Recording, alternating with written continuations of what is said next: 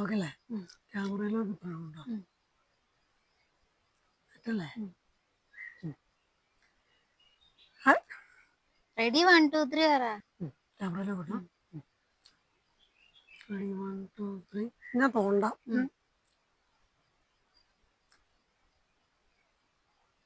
Hi hi guys. Guys.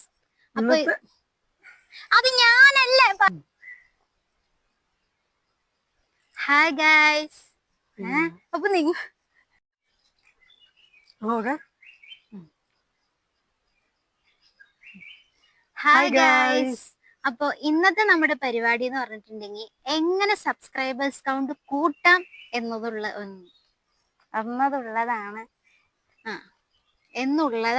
ചോദ്യം.